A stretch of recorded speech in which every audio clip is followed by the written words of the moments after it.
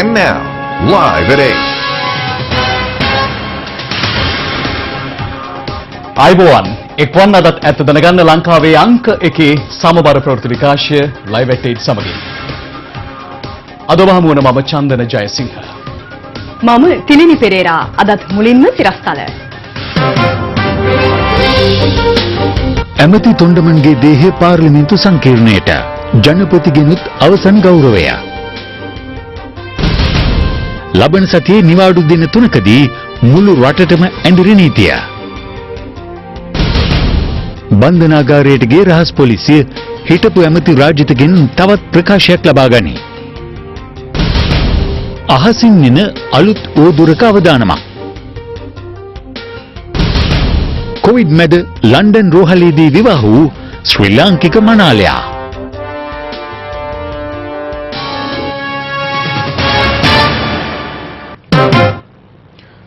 අභාප්‍රාප්ත ලංකා කම්කරු කොංග්‍රසයේ නායක අරුමුගම් තොණ්ඩමන් මහතාගේ දේහය අද පාර්ලිමේන්තු සංකීර්ණය වෙත රැගෙන ආවා. දේහයට රාජ්‍ය ගෞරව දැක්වීම සඳහා එය පැයකට ආසන්න කාලයක් එහි තැන්පත් කර තිබුණා. පසුගිය 26 වෙනිදා රාත්‍රියේ හෘදයාබාධයකට ලක්ව දිවෙන් සමුගත් ලංකා කම්කරු කොංග්‍රසයේ නායක අරුමුගම් තොණ්ඩමන් මහතාගේ දේහය පාර්ලිමේන්තු සංකීර්ණයට රැගෙනීමට පෙර තැන්පත් කර තිබුණේ බත්තරමුල්ලේ පිහිටි ඒ මහතාගේ නිවසේදී. ඔහුගේ දේහයට අවසන් ගෞරව දැක්වීමට හිටපු පාර්ලිමේන්තු මන්ත්‍රීවරුන් ඇතුළු පිරිසක් ඊයේ රාත්‍රියේත් ඒ මහතාගේ නිවසට පැමිණියා.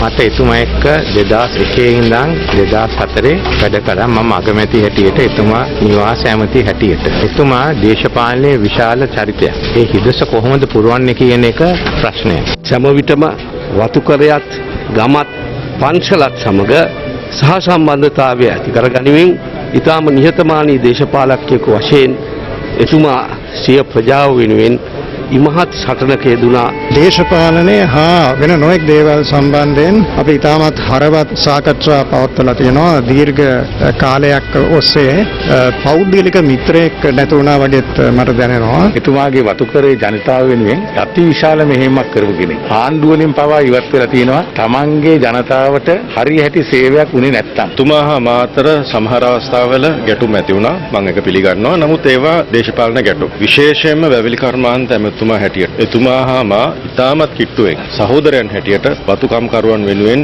අපි විශාල වැඩ කොටසක් කරා. අභාප්‍රාප්ත ලංකා කම්කරු කොංග්‍රසයේ නායක අරුමුගම් තොණ්ඩමන් මහතාගේ දේහය පාර්ලිමේන්තු සංකීර්ණයට අද පෙරවරු 11:05ට පමණ රැගෙන ආවා.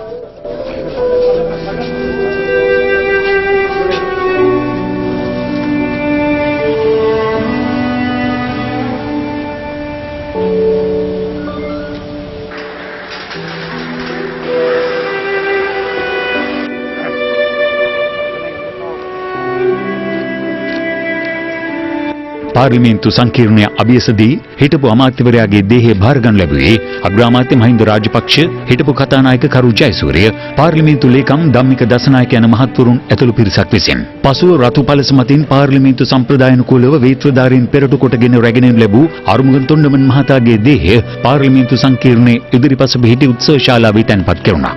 අනතුරුව පාර්ලිමේන්තු සංකීර්ණය වෙත පැමිණි ජනාධිපති ගෝඨාභය රාජපක්ෂ මහතා අරුමුගම් තොණ්ඩමන් මහතාගේ දේහයට අවසන් ගෞරව දැක්වුවා.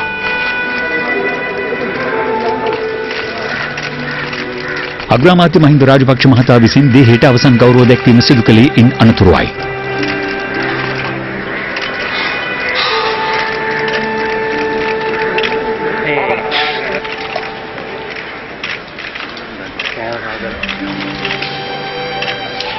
පසුව හිටපු කතානායක කරු ජයසූරිය, දේශපාලන නියෝජිතයන් සහ පාර්ලිමේන්තු කාර්ය මණ්ඩලයේද හිටපු අමාත්‍යවරයාගේ දේහයට අවසන් ගෞරව දැක්වුවා.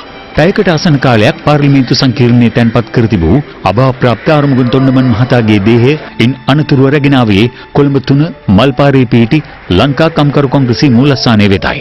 එහි තැන්පත් කරනු හිටපු අමාත්‍යවරයාගේ දේහයට එහිදීද දේශපාලනඥයින් ඇතුළු විශාල පිරිසක් අවසන් ගෞරව දැක්වුවා.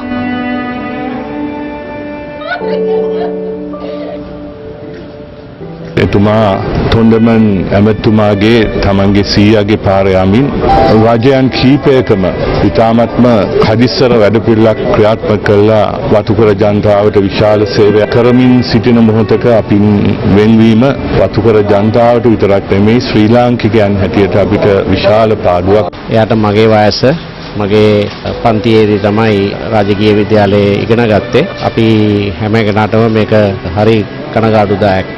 හෙට කොත්මලේ පිහිටි මහතාගේ නිවස වෙත දේහය රැගෙන යන අතර ලබන 30 වෙනිදා කොටගල පිහිටි ලංකා කම්කරු කොංග්‍රසයේ කාර්යාලය වෙත දේහය රැගෙන යාමට නියමිත බවයි ආමංගල්‍ය කමිටුව සඳහන් කළේ.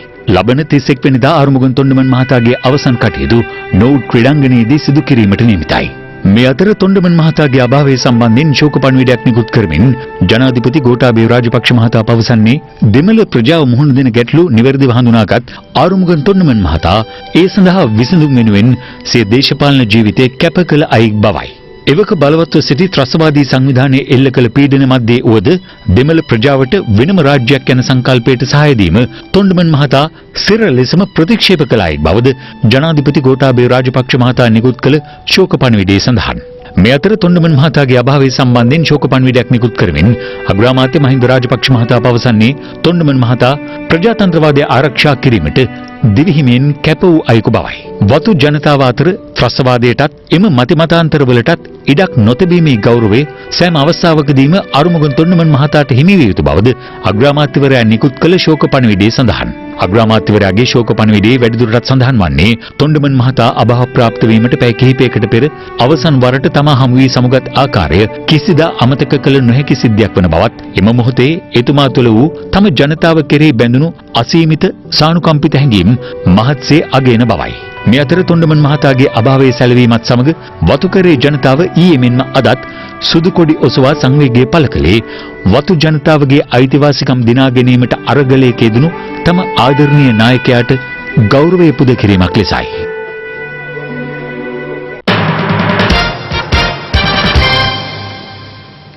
අමාත්‍ය ආරුමුගන් තොණ්ඩමන් මහතා අභාව ප්‍රාප්ත වීමෙන් පුරප්පාඩු වූ ශ්‍රී ලංකා පොදුජන පෙරමුණේ අපේක්ෂක ලයිස්තුවට ඔහුගේ පුත් ජීවන් තොණ්ඩමන් මහතා ඇතුළත් කිරීමට නියමිතයි. ලංකා කම්කරු කොංග්‍රසයේ දේශපාලන මණ්ඩල සමාජිකින් අග්‍රාමාත්‍යවරයා හමු වී කළ ඉල්ලීමකට අනුවයි අගමැතිවරයා මේ බව පවසා තිබෙන්නේ. අග්‍රාමාත්‍යවරයාගේ විජේරාම මාවතේ පිහිටි නිල නිවසේදී ලංකා කම්කරු කොංග්‍රසයේ දේශපාලන මණ්ඩල සමාජිකින් සමග මෙම හමුව සිදු වුණා.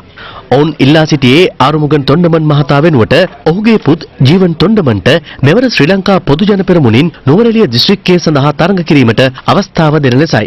ඊට මහින්ද රාජපක්ෂ මහතාගේද ප්‍රසාදය හිමි වුණා. තොණ්ඩමන් ඇමතුමා නුවරඑළිය දිස්ත්‍රික්කයේ අපේක්ෂ විදියට හිටියා. එතුමාගේ පුරපාඩුවට අපේ පක්ෂයේ තීන්දුවක් කරා අපේ නායකතුමාගේ පුතා ජීවන් තොණ්ඩමානව ඒත තනතුරකට පත් කරන්න අද අපි අගමැතිතුමාට ඒ ලිපියක් බාර දුන්නා. දිවංගත නායක සෞම්‍යමුතු තොණ්ඩමාන නැති වුණාන් පස්සේ අවුරුදුකින් පස්සේ තමයි අපේ පක්ෂේ නායක තෝරලා ගත්තේ. ඒ වගේම අපේ පක්ෂයේ කිසිදු ප්‍රශ්නයක් නැහැ.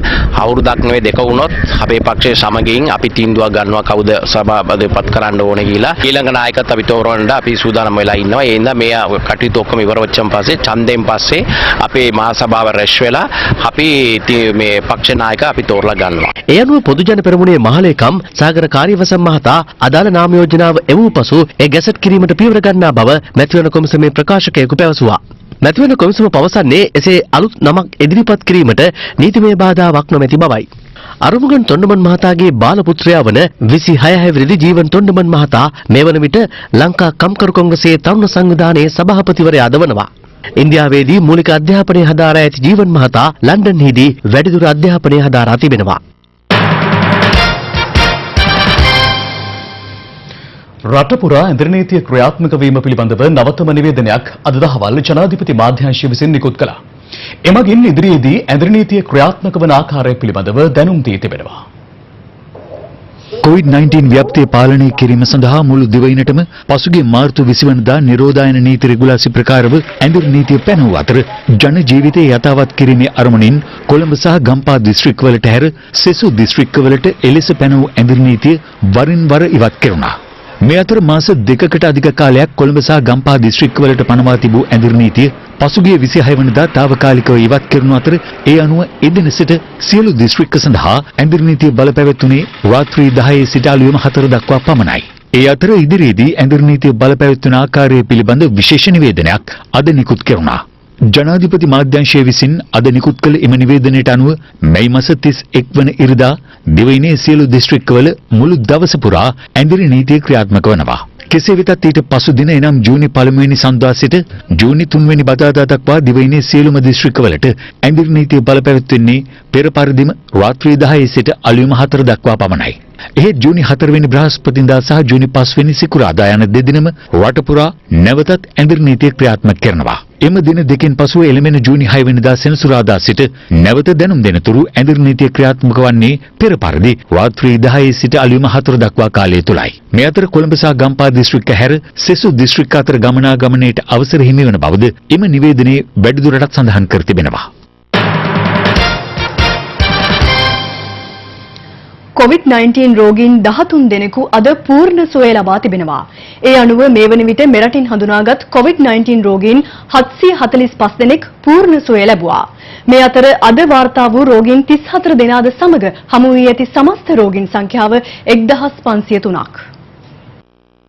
මෙරටින් හඳුනාගෙන COVID-19 රෝගීන් 1503 දෙනාගෙන් 748 දෙනෙකු රෝහල්ගතව ප්‍රතිකාර ලබනවා. රෝහල්ගතව ප්‍රතිකාර ලැබූ රෝගීන්ගෙන් පූර්ණ සුවය ලැබූ සංඛ්‍යාව 745ක්. තවත් පුද්ගලයන් 68 දෙනෙකු දෙවෙනි රෝහල් කිහිපයක COVID-19 ආසාදිත බවට සැකපිට වෛද්‍ය අධීක්ෂණය යටතේ පසුවනවා. COVID-19 වැළඳීමෙන් මේ ගිය සංඛ්‍යාව 10ක්. ඊයේ වාර්තා වූ රෝගීන් 150 දෙනාගෙන් 92 දෙනෙකුම කුවේට් සිට දෙවයිනට පැමිණ නිරෝධායනයට ලක්ව සිටි පුද්ගලයන්. තවත් රෝගීන් 5 දෙනෙකු චෙන්නයි සිට පැමිණි පුද්ගලයන් බවයි සෞඛ්‍යංශ පවසන්නේ. අනිත් රෝගීන් 53 දෙනා නාවික හමුදා සමාජිකයන්. වැලිසර නාවික හමුදා කඳවුරේ වාර්තා වෙන රෝගීන් ඉදිරියටත් අපිට තව ටිකක් වාර්තා වෙවි. නමුත් ඒ ඊටමත්ම ඉක්මනින් ක්‍රමයෙන් අඩු වේවි කියලා අපි බලාපොරොත්තු වෙනවා. මොකද ඔවුන් ඊටමත්ම හොඳට නිරෝධායනයට ලක් කරලා තියෙන නිසා. විශේෂයෙන්ම මැද පෙරදිග සිට පැමිණෙන ශ්‍රී ලාංකිකයන් අතර මේ රෝගය බහුලව අපි දකින්න ලැබෙනවා. මේ ගුවන් ගමන් සැලසුම් කරන්නේ අපේ රටේ නිරෝධායනය කිරීම සඳහා අවශ්‍ය පහසුකම් සැලසුම් කරමින්. ඒ වගේම තමයි පැමිණෙන රෝගීන් වුණොත් ඒ රෝගීන් සඳහා රෝහල් වල අවශ්‍ය පහසුකම් සලසලා තියෙනවා. අවශ්‍ය වුණොත් තවත් රෝහල් එකතු කරමින් මේ පහසුකම් සැපයීම සඳහා සෞඛ්‍ය අමාත්‍යාංශය කටයුතු කරමින් සිටිනවා. ඒක නිසා මේ තේන තත්ත්වයේදී සෞඛ්‍ය අමාත්‍යාංශයට තවම පීඩනයක් නැහැ රෝගීන් වැඩිවීම පිළිබඳව. ඒක පාලනයක් ඇතුව කරන්න පුළුවන් ක්‍රියාදාමයක්. ඒ පාලනය ඒ ආකාරයෙන්ම සිද්ධ වෙනවා. නමුත් අපි අවබෝධයෙන් සිටිය යුතුයි මේ එන අය අතර විශාල ප්‍රමාණයක් රෝගීන් ඉන්නවා. යම්කිසි විදියකින් ඒ වෛරසය සමාජයට කොතනකින් හරි මිශ්‍ර වෙන්න පුළුවන්. ඒ තත්ත්වය වළක්වා ගැනීම සඳහා මේ ක්‍රියාදාමයට සහභාගී වෙන හැමෝම මුළු කාලය පුරාම ඊටමත් විමසිල්ලෙන් ඒ කටයුතු කරන්න ඕන.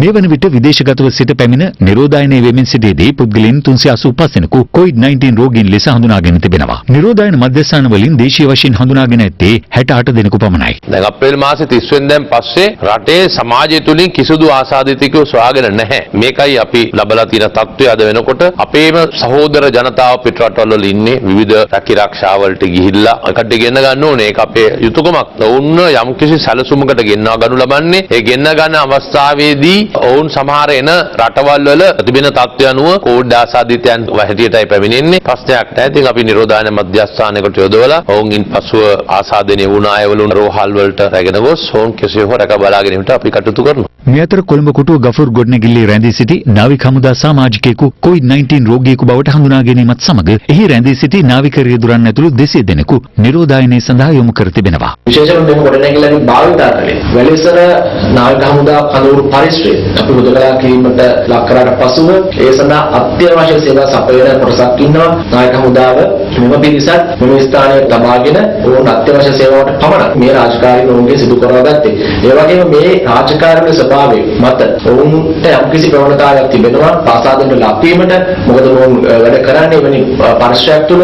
ඒ නිසා නිරන්තරයෙන්ම ඔවුන් වෛද්‍ය පරීක්ෂණවලට බාහිර කිරීමට කටයුතු කරා. මේ ප්‍රතිඵලයක් වශයෙන් ඊයේ දිනේදී එක් පුද්ගලයෙකු COVID-19 ආසාදිත බවට තනතුර ඒ සමගම ඔහුත් සමග සම්බන්ධකම් පවත්වන අනෙකුත් පුද්ගලයන් සියලු දෙනාම අපි පරීක්ෂණ යොමු කළා තිබෙනවා. කොළඹ කොටුව පිහිටීමෙන් ගොඩනැගිල්ලේ පිහිටීම අනුවත් මෙහි නායක හමුදා පුද්ගලික ආසාදිත වීම තුළවත් මහ ජනතාවට අනිසිතියක් ඇති කරගත යුතු නැහැ.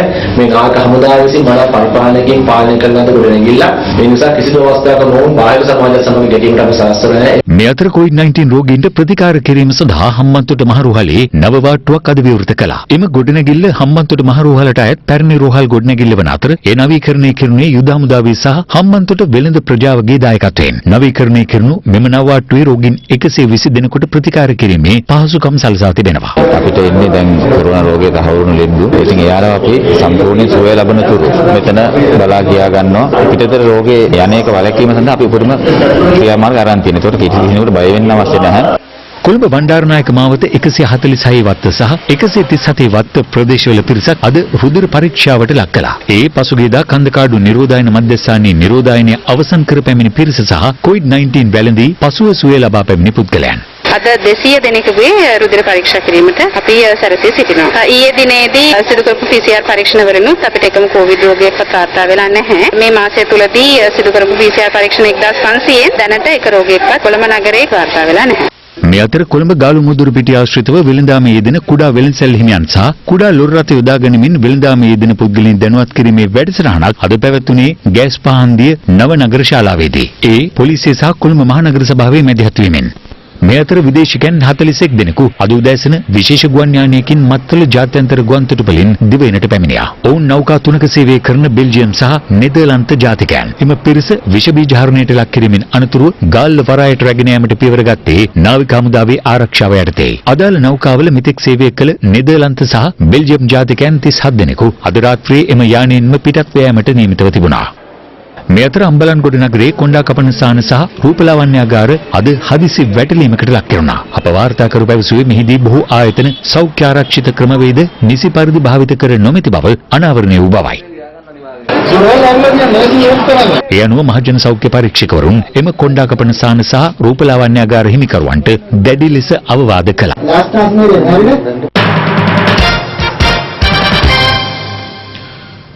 මහමැතිවරණයේ පැවැත්වීම සහ ජනාධිපතිවරයා විසින් පාර්ලිමේන්තුව විසිරුවා හරමින් නිකුත් කළ ගැසට් නිවේදන අභියෝගයට ලක් කරමින් ගොනු කර තිබෙන මූලික අයිතිවාසිකම් පෙත්සම් සලකා බැලීම අද 8 වෙනි දිනටත් සිදු කෙරුණා. අතරමැදි පෙත්සම්කරුවන් වෙනුවෙන් කරුණු දැක්වීමයි අදත් ශ්‍රේෂ්ඨාධිකරණ වෙනුසුරු මඩුල්ල හමුවේ සිදු කෙරුණේ.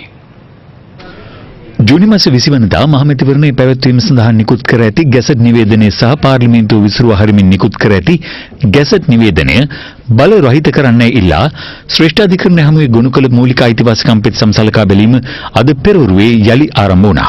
ඒ අගවිනිසුරු ජයන්ත ජයසූරිය, බුවනේ කළුවිහාරයේ සිසිර දාබ්රු, ප්‍රියන්ත ජයවර්ධන සහ විජිත් මලල්ගොඩ යන මහත්වරුන්ගෙන් සමන්විත පංචපුද්ගල විනිසුරු මඩුල්ල හමුවේ අතරමැදි පෙත්සම්කරුවන් විසින් කරුණු දැක්වීම අද සිදු කෙරුණා.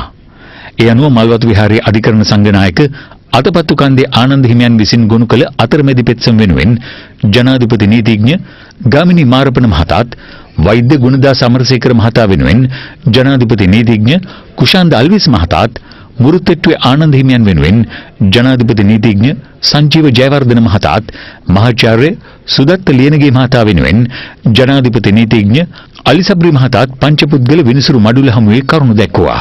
මෙහිදී ජනාධිපති නීතිඥ ගාමිණී මාරපන මහතා කරුණු දක්වමින් ප්‍රකාශ කළේ රටේ ප්‍රධානියා වශයෙන් ජනාධිපතිවරයා විසින් පාර්ලිමේන්තුව විසිරුවා හැරීමට ගත් තීරණයට එරෙහිව නියෝගයක් ලබා දීමට ශ්‍රේෂ්ඨාධිකරණයට බලයක් නොමැති බවයි. එමෙන්ම විසිරුවා හැර ඇති පාර්ලිමේන්තුව නැවත කැඳවන ලෙස පෙත්සම් ඉදිරිපත් වුවද පාර්ලිමේන්තුව විසිරුවා හැරීමෙන් රට අස්සාවර වී නොමැති බවත් විධිමත් ලෙස රටේ පාලනය සිදු කරන බවත් ජනාධිපති නීතිඥවරයා ප්‍රකාශ කළා. එබැවින් ගෙන ඇති තීන්දුව සම්බන්ධයෙන් ජනාධිපතිවරයාට අභියෝග කළ නොහැකි බවයි ගාමිණී මාරපන මහතා ශ්‍රේෂ්ඨාධිකරණයේ හමුවේ පැවසුවේ. තවද ස්වාධීන විය යුතු මැතිවරණ කොමිසමේද පරස්පරතා පවතින බැවින් ඒ පිළිබඳවද යම් ගැටලු මතුවන බවත් විසිරුවා හරින ලද පාර්ලිමේන්තුව මාස 3ක් තුල යලි කැඳවීමට නීතියක් පාර්ලිමේන්තුව පනතේ නොමැති බවත් ජනාධිපති නීතිඥ ගාමිණී මාරපන මහතා කරුණු දක්වමින් ප්‍රකාශ කළා. වෛද්‍ය ගුණදාස අමරසේකර මහතා වෙනුවෙන් පෙනී සිටි ජනාධිපති නීතිඥ කුෂාන්ද අල්විස් මහතා මෙකී පෙත්සම් ඉදිරිපත් කර ඇති පාර්ශවවලින් බහුතරයක් දේශපාලනඥයින් සහ සිවිල් සමාජ ක්‍රියාකාරීන් බව පෙන්වා දුන්නා. ඔවුන් මුල සිටම වර්තමාන ජනාධිපතිවරයාට එරෙහි මතිමතාන්තර දැරුව අය බවත් එම පිටසම්වල අරමුණ වී ඇත්තේ ප්‍රජාතන්ත්‍රවාදී හෝ නීති ආරක්ෂා කිරීම නොවන බවත් ප්‍රකාශ කළා. එලෙස පෞද්ගලික අභිමත වෙනුවෙන් පිටසම් ඉදිරිපත් කළ පාර්ශවවල එකී අරමුණු ඉටු කර ගැනීමට ශ්‍රේෂ්ඨාධිකරණයේ ඉඩ නොතැබිය යුතු බවයි ජනාධිපති නීතිඥ කුෂාන් දල්විස් මහතා වැඩිදුරටත් පෙන්වා දුන්නේ. මුරුතෙට්ටුවේ ආනන්ද හිමියන් වෙනුවෙන් කරුණු දැක්වූ ජනාධිපති නීතිඥ සංජීව ජයවර්ධන මහතා පාර්ලිමේන්තුව විසිරුවා හැරීමේ ව්‍යවස්ථාමය අයිතිය පිළිබඳව කරුණු පැහැදිලි කළා. මේ අතර මහාචාර්ය සුදත්ත ලියනගේ මහතා වෙනුවෙන් පෙනී සිටි ජනාධිපති නීතිඥ අලි සබ්රි මහතා මෙම වසංගත තත්ත්වය පවතින කාලයක රාජ්‍ය යාන්ත්‍රණය ක්‍රියාත්මක කිරීම සඳහා සියලු දෙනා සහාය දැක්විය යුතු විශේෂ අවස්ථාවක් බව සඳහන් කළා. ජනාධිපතිවරයා විසින් පාර්ලිමේන්තුව විසිරුවා හරින ලැබුවේ රටේ කටයුතු බාධාවකින් තොරව පවත්වාගෙන යාම සඳහා අවශ්‍ය වැඩපිළිවෙලට සහාය දක්වන නව පාර්ලිමේන්තුවක් ගොඩනගා ගැනීමේ අරමුණින් බවයි ජනාධිපති නීතිඥවරයා පෙන්වා දුන්නේ. එසේම මැතිවරණයක් නොපැවැත්වීමෙන් රටේ ජනතාවගේ ප්‍රජාතන්ත්‍රවාදය ආරක්ෂා වන්නේ කෙසේද යන්න පිළිබඳව ජනාධිපති නීතිඥ අලි සබ්රි මහතා විමසා සිටියා. මෙම පෙත්සම් සලකා බැලීම හෙටට කල් තැබුණු අතර හෙට දිනේදීත් අතරමැදි පෙත්සම්කරුවන් විසින් කරුණු දැක්වීමට නියමිතයි.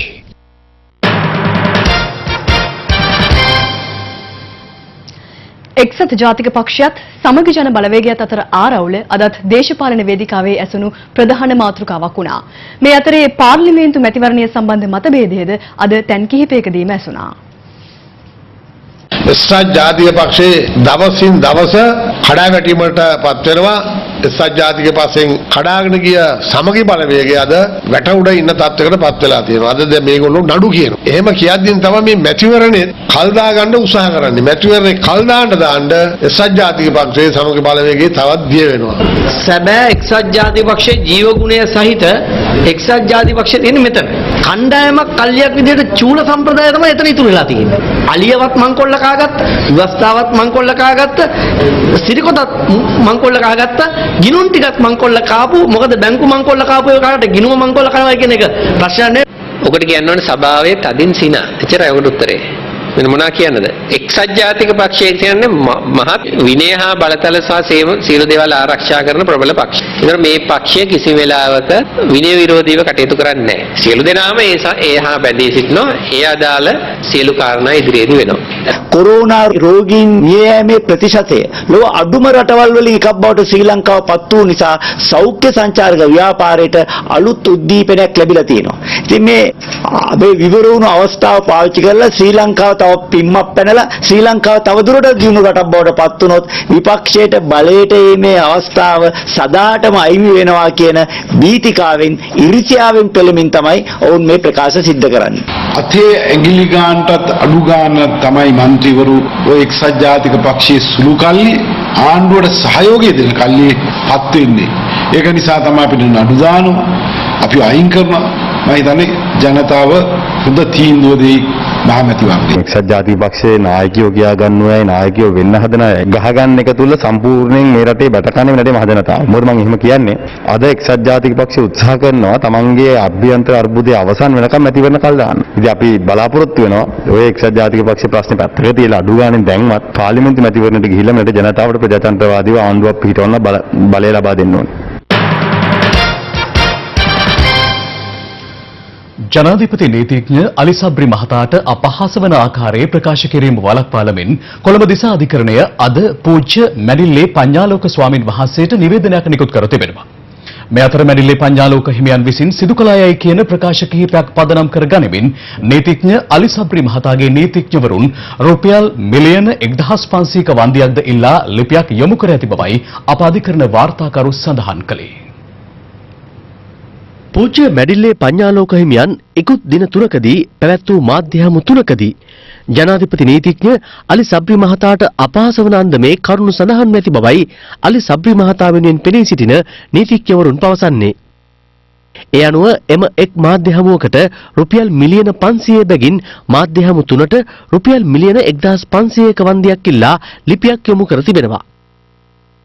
මේ අතරතුර කොළඹ දිසා අධිකරණය අද පූජ්‍ය මැඩිල්ලේ පඤ්ඤාලෝක හිමියන්ට නියෝග කළේ පැමිණිලිකාර අලි සබ්රි මහතා සම්බන්ධයෙන් අපහාසාත්මක ප්‍රකාශ කිරීමෙන් වළකින ලෙසයි. දින 14කට බලපාන පරිදි එම නියෝගය නිකුත් කර තිබෙනවා. ඊට අදාළ නඩුව ලබන 11 වෙනිදා නැවත කැඳවීමට නියමිතයි. මෙම නඩුවේ පිටපතක් අද කොළඹ දිසා අධිකරණයේ පිස්කල්වරයෙකු විසින් මැඩිල්ලේ හිමියන්ට බාර දී තිබෙනවා.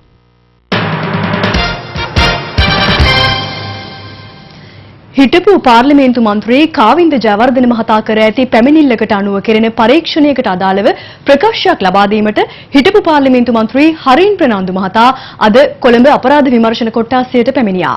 කාවින්ද ජයවර්ධන මහතා මේ පැමිණිල්ල සිදු කර තිබෙන්නේ තමන්ට අපහාස කිරීම සඳහා අන්තර්ජාලයට මුදාහැර තිබූ වීඩියෝවක් පිළිබඳවයි. තමන් පෙනී සිටින වීඩියෝවක් බව දක්වමින් අන්තර්ජාලයට මුදා හැර ඇති වීඩියෝවක් පිළිබඳව කාවින්ද ජයවර්ධන මහතා කොළඹ අපරාධ විමර්ශන කොට්ටාශයට පැමිණිලි කළේ මේ මාස 2 වෙනිදායි. ඊට අදාළ පරීක්ෂණයක් ආරම්භ කළ කොළඹ අපරාධ විමර්ශන කොට්ටාශය ඉකුද්දා හිටපු පළාත් සභා මන්ත්‍රිණී මල්ෂා කුමාරතුංග මහත්මියද කැඳවා ප්‍රකාශයක් සටහන් කරගත්තා. ඒ ඉකුත් මේ 18 වෙනිදායි. එහි තවත් පියවරක් ලෙසයි අද හරින් ප්‍රනාන්දු මහතා කැඳවා තිබුණේ. ප්‍රකාශය ලබා දීමෙන් අනතුරුව හරින් ප්‍රනාන්දු මහතා මාධ්‍ය හමුවේ අදහස් පළ කළා. උත්තරයක් ලබා ගැනීමට තමයි ආරාධනා කළා තිබුණේ CCTV. දාමත් මේ පරීක්ෂණයට මම හිතනවා අපේ සහෝදර മന്ത്രിවරයෙක් වෙනුවෙන් කරන පරීක්ෂණයක් ඒකට දෙන්න සම්පූර්ණ සහයෝගය ලබා දෙන ගමන් අද පොලිසියට ප්‍රකාශයක් ලබා දෙන්න පැමුණේ. ඔය කාවින්ද ජයවර්ධන මහත්මයාගේ සම්බන්ධයෙන් යන වීඩියෝ එක සම්බන්ධයෙන් මට කොහෙන්ද ආවේ කියන එක මට ආපු තැන මම පෙන්නුවා. ඒක ප්‍රශ්නයක් නේ. මම හිතනවා පොලිසියටත් ඒ වගේම අපිටත් පැහැදිලිව තේරෙනවා මේක විශේෂයෙන්ම දේශපාලන වශයෙන් කරන මඩගැහිල්ලක් බවටයි පේන්න තියෙන්නේ. කෙසේවත් මේ ගැන ඉදිරියට කතා කරන්නට මම නඩු මාර්ගයට යනවා මේ සම්බන්ධයෙන් නෙමෙයි මේකට මට මඩ ගහපු මිනිස්සෙක් ඉන්නවා. ඒ මිනිසා සම්බන්ධයෙන් මේ වෙනකොට මගේ නීතිඥයෝ කටයුතු කරලා තියෙනවා. කාවින්ද ජයවර්ධන මහත්මයාට සාධාරණයක් වෙන්න අවශ්‍ය කටයුතු ලබා දීලා දෙනවා. මගේ නිවැරදිභාවය සහ මේකට මගේ සම්බන්ධ නැතිභාවය මම පොලිසියට සම්පූර්ණ ප්‍රකාශයෙන් ලබා දෙනවා. නමුත් අර මඩ ගහන ලංකාවේ කොන්ත්‍රාත්තු කරන මිනිහෙක් ඉන්නවා. එතුමාට විරුද්ධව නීති කටයුතු කරනවා. ඒක ගැන කියන්න බෑ. ඒක නීති කටයුතු. මේ අතර රක්ෂිත බන්ධනාගාරගතව සිටින හිටපු අමාත්‍ය රාජිත සේනාරත්න මහතාගෙන් රහස් පොලිසිය අද තවත් ප්‍රකාශයක් ලබා ගත්තා. ඒ ඔහු රඳවා සිටින මීගමුව පල්ලංසේන රැඳවුම් මධ්‍යස්ථානයේදී අධිකරණ නියෝගයක් ලබාගෙන මෙම ප්‍රකාශ ලබාගත් බව අප වාර්තාකරු පැවසුවා.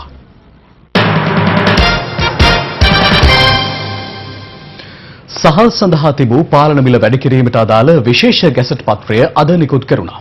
මේ අතරවත්මන් ආණ්ඩුව කිසිදු ආකාරයකින් සහල් මාෆියාවකට යට නොවන බව අමාත්‍ය බන්දුල ගුණවර්ධන මහතා පවසනවා. අමාත්‍යවරයා මේ අදහස් පළ කළේ අද පෙරවරුවේ කැබිනට් මාධ්‍ය හමුවේ අදහස් දක්වමින්. හල් මාෆියාවට යට වුණා නේද ආණ්ඩුව? ආණ්ඩුව හල් මාෆියාවට යට වෙලා නැහැ. කලින් රජයේ එකඟ වෙලා තිබුණ මිල රුපියල් 98ක්.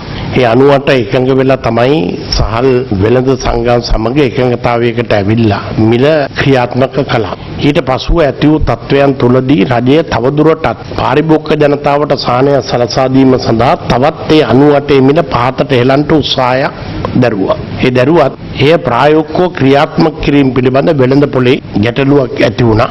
ඒ තුලින් අතිගරු ජනාධිපතිතුමාත් පාරිභෝගික කටයුතු පිළිබඳ අධිකාරියත් සියලු මැදිහත්වීම් කර අවසානයේදී නැවත හිඟියක් ඇති නොවන ආකාරයට 900කට වඩා පහතින් හාල් මිල තබා ගැනීමට හැකිවන ආකාරයේ යම්කිසි ගැළපුමක් ඇති කරලා තිබෙනවා. ඒක කාගේවත් ජයග්‍රහණයක් හෝ පරාජයක් නොවේ. පාරිභෝගිකයාගේ පැත්තෙන් ජයග්‍රහණය. මේ අතර දේශීය කිරිගොවියා නැංවීමේ අරමුණින් ගත් තීරණයක් සම්බන්ධයෙන්ද කැබිනට් මාධ්‍ය හමුවේදී දැනුම් දුන්නා. දේශීය කිරි කර්මාන්තය දිරිගැන්වීම පිණිස අවශ්‍ය ආයෝජනය කරන්නට මෙම කැබිනට් පත්‍රිකාව මගින් තීන්දුව කර තිබෙනවා. ඒ යටතේදී මෙරට කුඩා සහ මධ්‍ය පරිමාණ ගොවි පළවල් සංවර්ධනයටත් ගොවි මහත්තුරුන් දිරිමත් කිරීම වෙනුවෙන් අවශ්‍ය වැඩසටහන් සකස් කරන්නටත් මූල්‍ය ප්‍රතිපාදන සැකසෙනවා. ඒ වගේම මෙරටට කිරි ගවයින් 2500ක් ආනයනය කරන්නටත් ඉදිරි කාලය තුළදී ඕස්ට්‍රේලියාවෙන් අවශ්‍ය කැබිනට් අනුමැතිය ලැබිලා තිබෙනවා. ලංකාවේ දෛනික කිරි නිෂ්පාදනය ලීටර් ලක්ෂයක පමණ ප්‍රමාණයකින් වැඩි කරන්නට මෙම ආයෝජනය හරහා රජය බලාපොරොත්තු වෙනවා. මේ සම්බන්ධයෙන් අද හිටපු විපක්ෂ නායක සජිත් ප්‍රේමදාස මහතාද මෙලෙස අදහස් පළ කළා.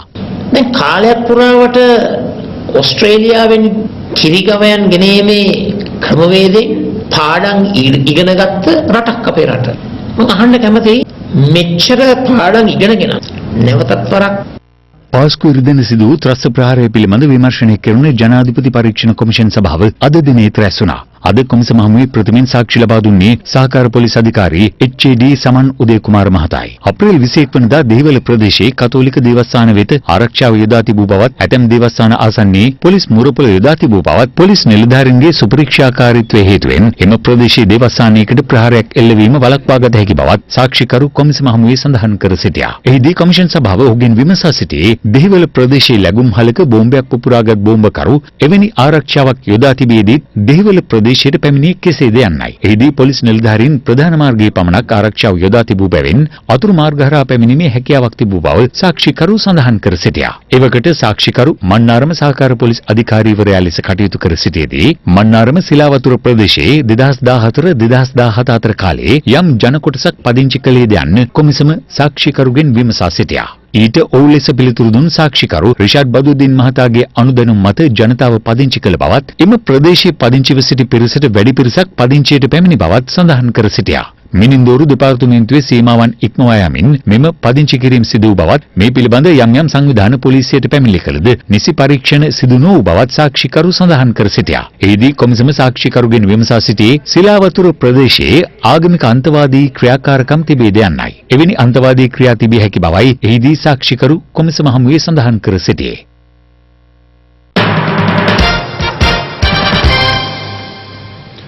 COVID-19 රෝගයේ පරදා යලි නැගී සිටින ශ්‍රී ලංකාවාසී අපේම ජනතාව වෙනුවෙන් ස්වර්ණ සත්කාරය අදත් ක්‍රියාත්මක කෙරුණා.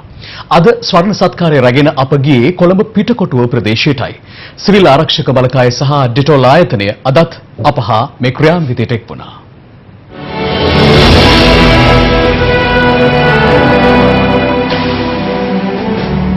රැකිමු රකිමු හැම නිරතුරු සුවෙන් පෙමින් අපි නැගිටිමු. සමාජ වගකීම නිසි ලෙස ඉටු කරන්නට නිතැතින්ම වෙහෙසෙන ස්වර්ණ වාහිනිය ස්වර්ණ සත්කාරය ආරම්භ කළේ මහජනතාව ඒකරාශී වන පොදු ස්ථාන විෂ බීජ හරණයට ලක්කර වෛරසය ව්‍යාප්තිය මැඩලීමට දායක වීමේ අරමුණින් සිවිල් ආරක්ෂක බලකාය සහ ඩෙටෝල් ආයතනය මේ වෙනුවෙන් සිය වගකීම ඉටු කරමින් ස්වර්ණ සත්කාරයට පූර්ණ දායකත්වය ලබා දුන්නා. දෛනිකව දහස් සංඛ්‍යාත පිරිසක් ගැවසෙන කොළඹ කොටුව ප්‍රදේශයේ අතිශය කාර්යබහුල ස්ථානයක් අද දවසේ අප මුලින්ම තෝරාගත්තා. ස්වර්ණ සත්කාරය අරගෙන අපි අද මුලින්ම ආවේ කොළඹ ප්‍රධාන බස් නැවතුම්පොළ පරිශ්‍රයට. දෛනිකව දහස් ගණනින් මහජනතාව රැස්වෙන මේ ස්ථානයේ විෂ බීජ අනුහරණය කිරීමට තමයි සූදානම් වන්නේ. සුපුරුදු විදිහටම සිවිල් ආරක්ෂක බලකා සමාජිකයින් වගේම ඩෙටෝල් අපහා අත්වැල් බැඳ ගනිමින් මේ සත්කාරයට දායක වෙනවා. විෂ බීජ හරණය කිරීම ඉතාමත් වැදගත් මේ ස්ථානයට. ඒ සම්බන්ධයෙන් ජාතික නාලිකාවක සමාජ වගකීමක් ඉෂ්ට සිද්ධ කරන ස්වර්ණවාහිනී නාලිකාව හෘදයාංගම ස්තුතිය මේ අවස්ථාවේදී පුද කරනවා. කොවිඩ් වසංගත රෝගී තත්ත්වය මර්ධනය කිරීම සඳහා ස්වර්ණවාහිනී ආයතන විසින් මේ ගෙන යන සමාජ සත්කාර වැඩපිළිවෙලට ස්තුතිවන්ත වෙනවා. රට ලොකු අගාධයකට වැටි බව දුටුවා ස්වර්ණවාහිනිය එතනදී හිත කැටුවා සිවිල් ආරක්ෂක සහ ඩෙටෝලුත් කැටුවා සරසයි මුළු රටම විස බීජ දුරු වේවා. කොළඹ කොටුව ප්‍රදේශයේ මහජනයා වැඩි වශයෙන් පැමිණෙන තවත් ස්ථානයකට ස්වර්ණ සත්කාරය රැගෙන අප පැමිණියා. කවදත් කොතැනත් සමාජ වගකීම අකුරටම ඉටු කරන ස්වර්ණවාහිනිය මේ සමාජ සත්කාරය අරගෙන දැන් මේ ඇවිල්ලා ඉන්නේ බැස්ටියන් මාවත බස් නැවතුම්පොළට. මේ බැස්ටියන් මාවත බස් නැවතුම්පොළ තවමත් විවෘත කර නැහැ. නමුත් බලධාරීන් ප්‍රකාශ කරන්නේ නුදුරේදීම මේ බස් නැවතුම්පොළත් මහජනතාව වෙනුවෙන් විවෘත කරන බව. ඊට පෙර මහජනතාවගේ සෞඛ්‍ය ආරක්ෂාව වෙනුවෙන් ස්වර්ණවාහිනියේ සමාජ සත්කාරයයි මේ ආකාරයෙන් මේ දිගහැරෙන්නේ. ස්වර්ණවාහිනියත් ඩෙටෝල් ආයතනයත් සිවිල් ආරක්ෂක බලකායත් මේ කරපු උතුම් සමාජ සත්කාරයට අපි ගෞරවනීය ආචාර්ය පිළිගන්නවා. කොළඹ මැනින් වෙළඳපොළ පරිශ්‍රය විෂ බීජ හරණයට ලක් කරන ආකාරයයි මේ. කොළඹ කොටුව මැනින් වෙළඳපොළ පරිශ්‍රයට අද දවසේදීත් බඩු බාහිර ආදිය මිලදී ගන්නත් බොහෝ දෙනෙක් පැමිණ සිටින ආකාරය දකින්නට ලැබෙනවා. ස්වර්ණවාහිනී ආයතනය ඩෙටෝල් සහ සිවිල් ආරක්ෂක බලකාය කොටුව විශාල වෙනල් සත්කාර සේවාවක් දැන් මේ මොහොතේ සිදුවීමට සූදානම් සිටිනවා. ස්වර්ණවාහිනිය ආයතනය වගකීම් යුතු ආයතනයක් වශයෙන් ඒ වගේම සමාජ සත්කාරات සිදු කරන මාධ්‍ය ආයතනයක් වශයෙන් කළ නට විස බීජ හරණය සම්බන්ධව අපි ස්තුතිවන්ත වෙනවා. සිවිල් ආරක්ෂක බලකාය සහ ඩෙටොල් සමාගමේ පූර්ණ දායකත්වයෙන් ස්වර්ණ සත්කාරය රැගෙන අප හෙට පැමිණෙන්නේ අපේ රටේ තවත් ජනාකීර්ණ ප්‍රදේශයක් වන මොරැල්ල ප්‍රදේශයටයි.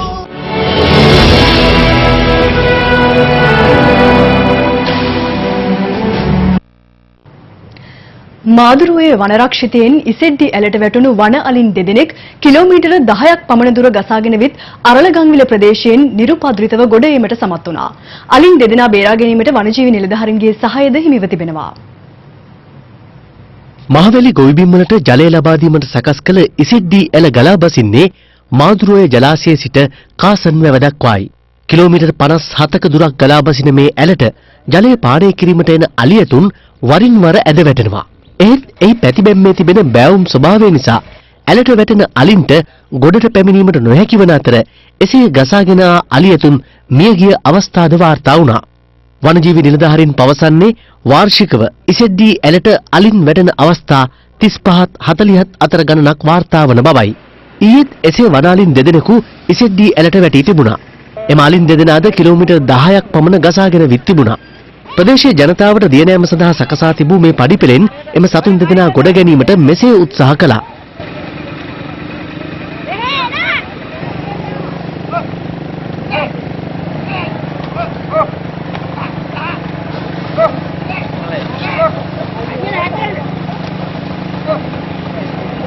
උත්සාහය අසාර්ථක වූ අතර අලින් තවත් මද දුරක් එසේ ගසාගෙන ගියා. කෙසේ වෙතත් අරණගන්විල විදුලි බලාගාරයේ අසල පඩිපෙළෙන් අලින් දෙදෙනා මෙසේ ගොඩට පැමිණියා.